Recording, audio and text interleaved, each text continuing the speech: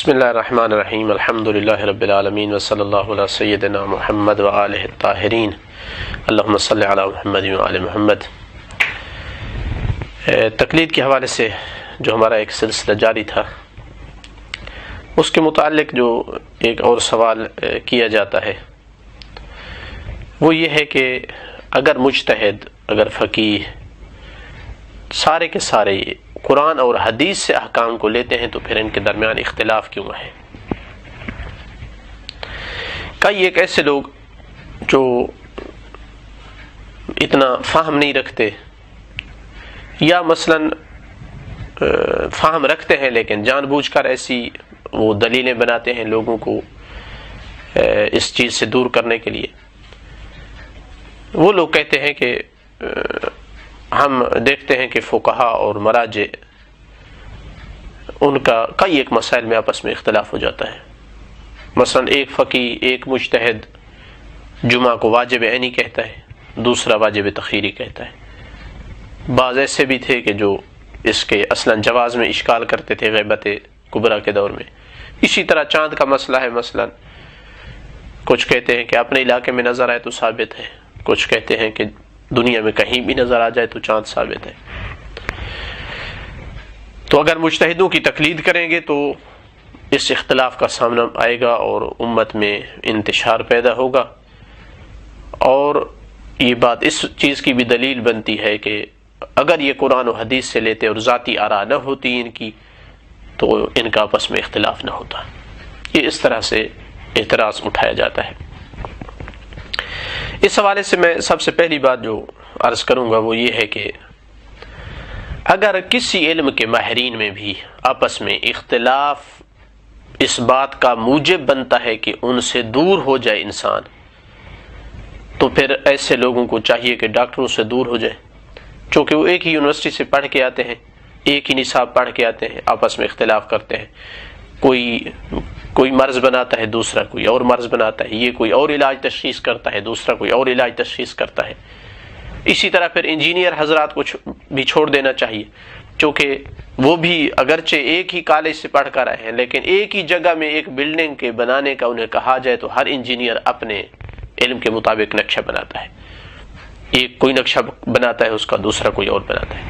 اسی طرح کام اس سے بھی آگے بڑھے گا کہ مثلا ہم قرآن و حدیث جو ہے ترجمے کی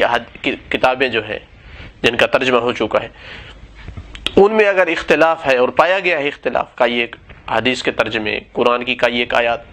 تو پھر اس کا مطلب ہے ترجمے کو بھی چھوڑ دیا جائے، چونکہ وہاں مترجمین نے آپس میں اختلاف کیا ہے۔ جبکہ کوئی بھی وہاں ایسی بات نہیں کرتا کہ اختلاف ہے ان کے درمیان، ڈاکٹروں کے درمیان، انجینئرز کے درمیان، لہٰذا ان کو چھوڑ دو۔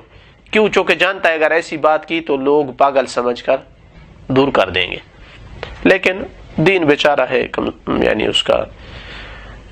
حقیقی وارث جو ہے امام زمانہ پردہ غیبت میں ہے، جو جس کے دل میں آتا ہے، ذہن میں آتا ہے، اپنی من گھڑت باتیں ان کو رواج دے رہا ہے۔ پہلی بات یہ ہے۔ دوسری بات یہ ہے کہ یہ کیسے ہو سکتا ہے اصلاً کہ اختلاف نہ ہو؟ یعنی اس کا مطلب ہے کہ آپ یہ کہنا چاہتے ہیں کہ شیخ طوسی یا شیخ مفید رحمۃ اللہ علیہما ان سے لے کر آج تک کے مجتہد اس 1200 سال 1100 سال کے عرصے میں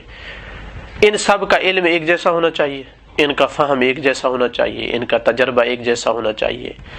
ان کی محنت ایک جیسی ہونی چاہیے، سب کے سب ایک ہی روایت کو لیں، دوسری کو سب کے سب مثلا چھوڑ دیں، اور اس روایت جس کو لیں سب کے سب ایک ہی اس کا معنی کریں، اور سب کے سب اس روایت کو صحیح سمجھیں۔ اصلا کیا یہ عقل میں آنے والی چیز ہے؟ اصلا ممکن نہیں ہے۔ تیسری بات کہ کیا یہ اختلاف صرف اصولی مجتہدوں میں ہے؟ آپ اخباری علماء کو دیکھ لیں، صاحب ہدایت کی ہدایت کو دیکھ لیں، اور فیض کاشانی کی فقہ کی کتابوں کو دیکھ لیں، کتنی جگہ پہ آپ اختلاف کا ملاحظہ کریں گے۔ تو پھر اس کا مطلب ہے کہ اخباری علماء کو بھی چھوڑ دیں، اصولیوں کو بھی، اور شاید اس بنیاد پر اگر تمام علماء کو چھوڑ کر کوئی دور ہو جاتا ہے کہ ان میں اختلاف ہے تو میرے خیال میں اس کو دانا کہا جائے گا۔ چوتھی بات اگر علماء میں اختلاف کی وجہ سے ان سے حکم نہیں لینا، چونکہ ان میں اختلاف ہے مراجع میں، تو پھر کیا ہے؟ یعنی دین کی چھٹی کر دی جائے، کیا کہنا چاہتے ہیں؟ یا پھر خود تحقیق کرے ہر بندہ؟ اب اگر خود تحقیق کرنے لگا ہر بندہ تو یقیناً اختلاف پہلے سے بھی بڑھ جائے گا۔ پہلے تو 8-10 مجتہد تھے جن کے فتاوے مختلف تھے، اب ہر بندے کا علیحدہ دین ہوگا، چونکہ ایک مسئلے میں مثلا وسائل الشیعہ میں 20 روایتیں ہیں ایک موضوع پر، ہر بندہ ایک روایت لے کر کے اس کو اپنا مذہب بنا لے گا۔ تو آپ جو حل دینا چاہتے ہیں یہ اسی طرح ہے جس طرح کہا، عربی میں کہا جاتا ہے کہ فرا من المطر تحت المزاب، کہ ایک بندہ بارش سے بھاگا اور پرنالے کے نیچے آ کر کھڑا ہوا، یہ نتیجہ نکلے گا۔ 5ویں بات یہ ہے کہ ایسی باتیں کرنے والا گویا یہ کہنا چاہتا ہے کہ اعاذ باللہ وہ ائمہ معصومین علیہم السلام سے زیادہ دانا اور عقل مند ہے، کیونکہ یہ اختلاف تو ان کے دور میں بھی پایا جاتا تھا علماء میں، مگر کسی معصوم نے نہیں روکا علماء سے کہ ان کی طرف نہ جاؤ، ان سے مسائل نہ پوچھو، ان میں اختلاف پایا جاتا ہے، بلکہ ہمیشہ تاکید فرماتے رہے کہ دین علماء سے لو، اگر ہم تک نہیں پہنچ سکتے ہو، دور ہو، بلکہ نام لے لے کر فرمایا فلاں فقیہ سے لو، اس علاقے والوں کو فرمایا کہ اس فقیہ سے لو، فلاں علاقے والوں کو کہا کہ فلاں فقیہ سے لو۔ اور اس حوالے سے ہم جو ہے وہ اپنی سابقہ اقساط میں بہت ساری احادیث ذکر کر چکے ہیں، اور بالخصوص اس اختلاف کے حوالے سے چند ایک احادیث کا ہم ملاحظہ کر سکتے ہیں۔ کافی جلد نمبر 1 صفحہ نمبر 67، عمر ابن حنظلہ کہتا ہے کہ میں نے امام صادق علیہ السلام سے عرض کیا کہ 2 آدمیوں کے درمیان ہمارے شیعہ میں سے اختلاف ہو گیا ہے دین میں یا میراث کے مسئلے میں، تو امام علیہ السلام نے فرمایا کہ جو بھی ہماری حدیثوں کو روایت کرنے والا ایسا آدمی کہ جو ہمارے حلال اور حرام کو سمجھتا ہو اور ہمارے احکام کی معرفت رکھتا ہو، یعنی فقیہ ہو، عام راوی نہیں، تو اس کو اپنے درمیان ثالث قرار دو، اور میں انہیں تم پر، اس آدمی کو تم پر حاکم قرار دے رہا ہوں، پس اگر وہ ہمارا حکم لگائے تو اس کو قبول کرنا ہے، جس نے قبول نہ کیا تو اس نے اپنے رب کے حکم کی اہانت کی ہے، اور اس آدمی کے حکم پر رد کرنا ہمارے اوپر رد کرنا ہے، اس کا انکار ہمارا انکار ہے۔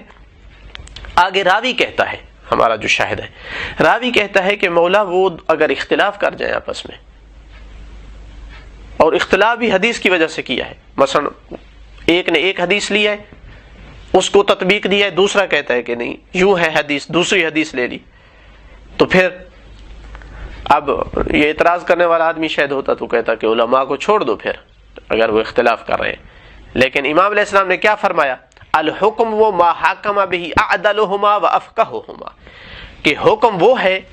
کہ جو ان دو میں سے زیادہ بڑا فقیہ اور جو زیادہ عادل ہے اس کا حکم جاری ہوگا،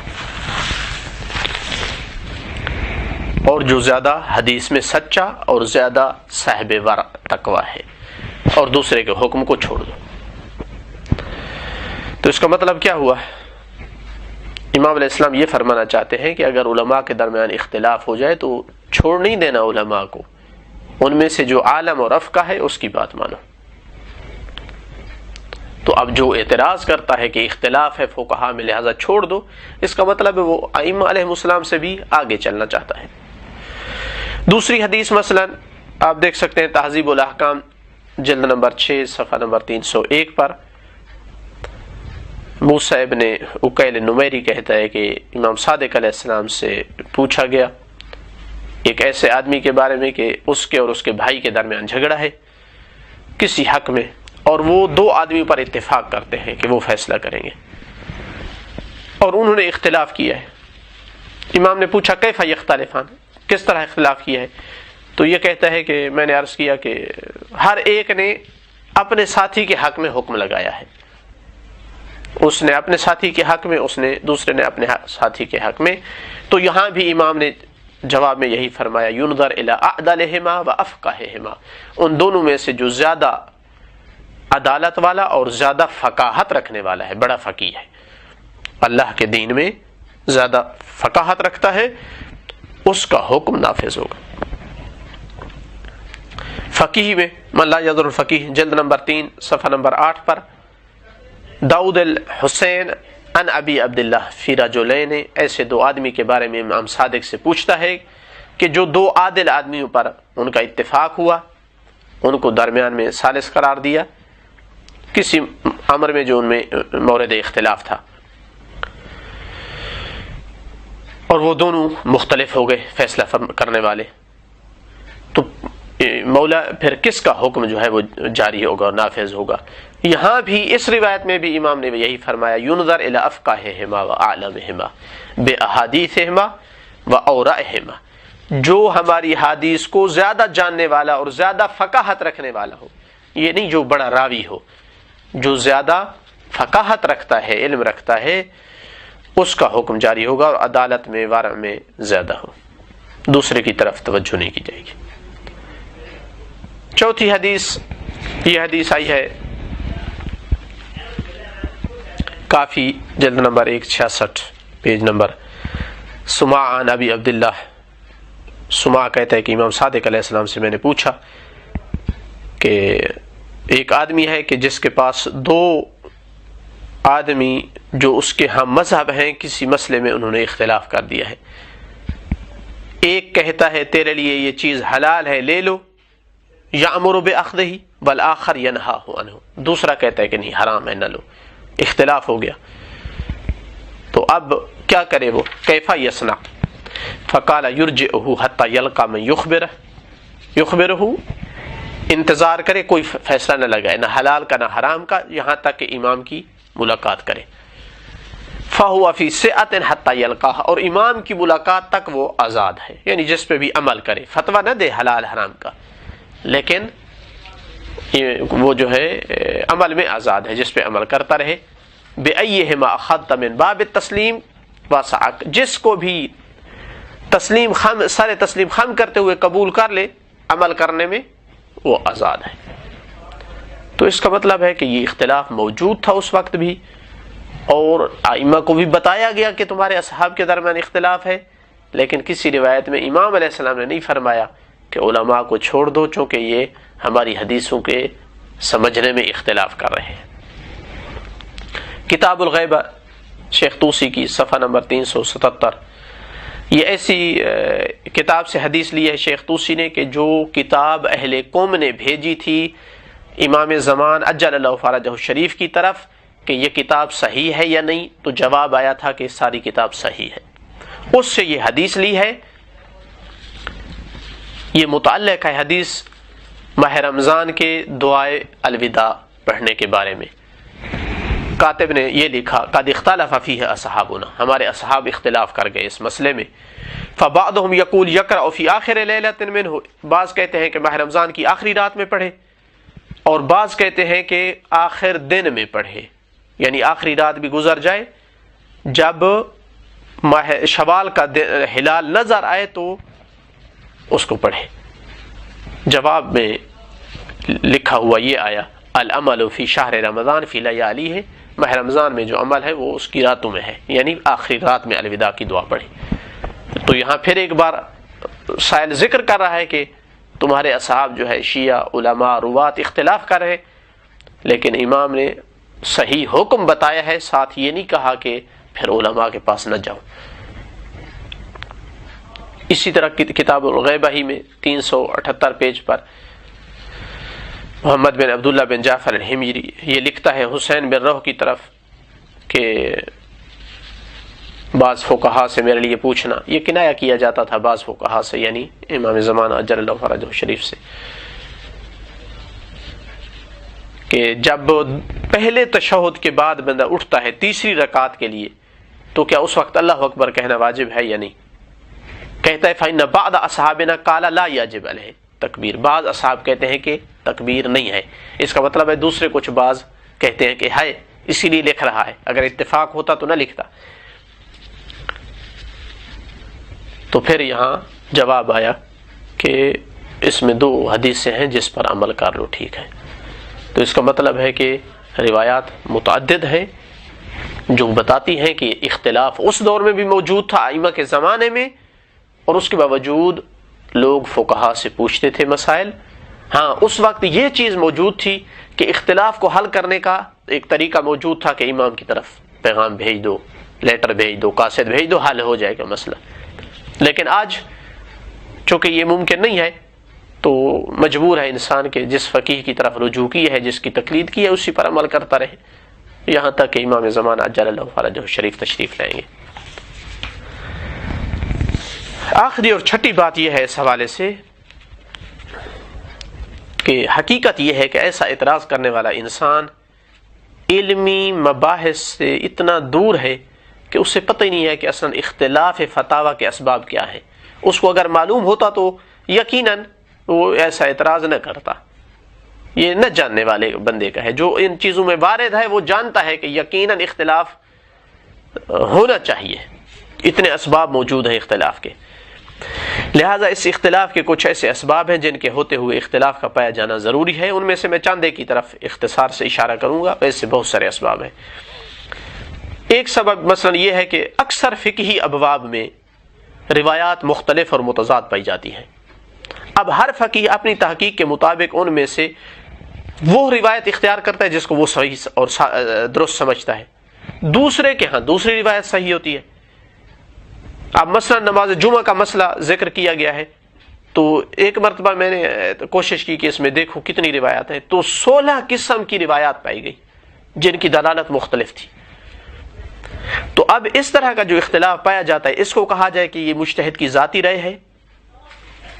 یہ ظلم ہے۔ ہر مجتہد نے حدیث پر اعتماد کیا ہے، تو لہذا مجتہد کا جو فتویٰ ہے اس کا اور دوسرے مجتہد کا جو فتویٰ ہے اس کے مخالف، دونوں حدیث سے لے رہے ہیں، دونوں حدیث پر عمل کر رہے ہیں۔ اس کو غلط ہے کوئی کہے کہ مجتہد اپنے ذاتی جنون اور ذاتی اجتہادات قرآن و حدیث سے نہیں لیتے، اپنی جیب سے نکالتے ہیں۔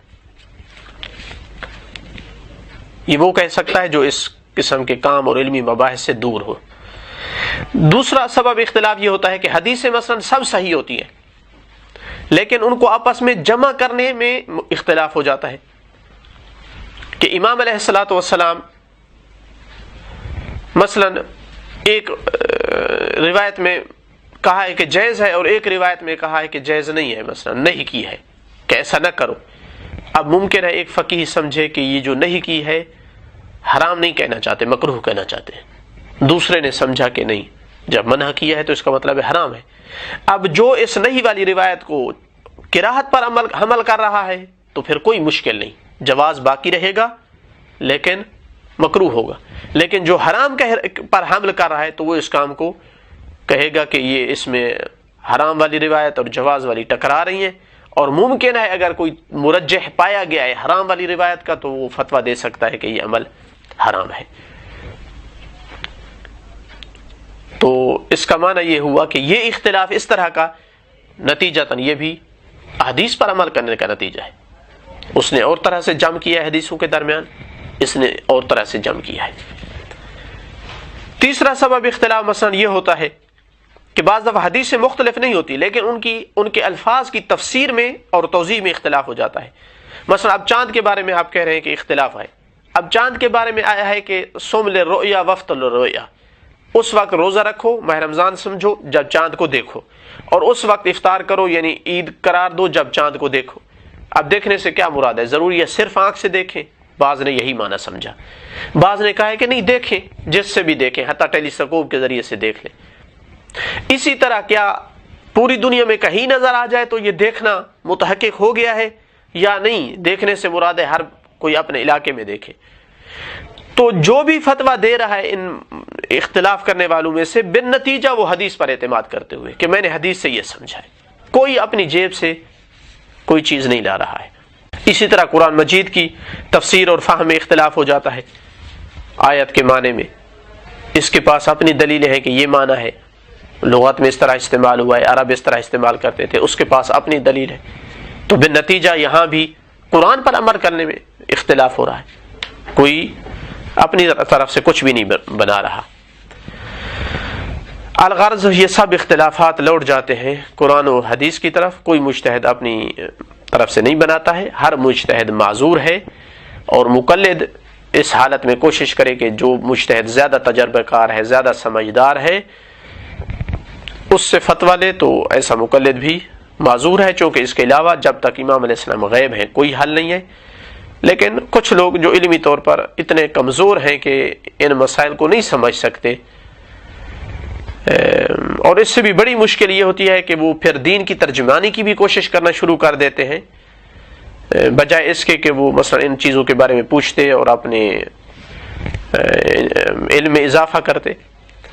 تو آخر پہ کہوں گا کہ اگر کسی کو بھی ہماری اس بات کی ابھی تک سمجھ نہیں آئی ہے ان چیزوں کی، تو پھر ہمیں اس کائنات میں زیادہ نہیں 2 بندے ایسے دکھا دے کہ جنہوں نے علماء مراجع کی طرف رجوع نہیں کیا، چونکہ وہ اختلاف کرتے ہیں. خود ان 2 بندوں نے دین حاصل کرنے کی کوشش کی ہے اور کسی مسئلے میں ان کا آپس میں اختلاف نہیں ہوا ہے. اگر 2 آدمی کائنات میں ایسے مل جائیں تو ہم بات تسلیم کرنے کے لیے تیار ہیں. الحمدللہ رب العالمین.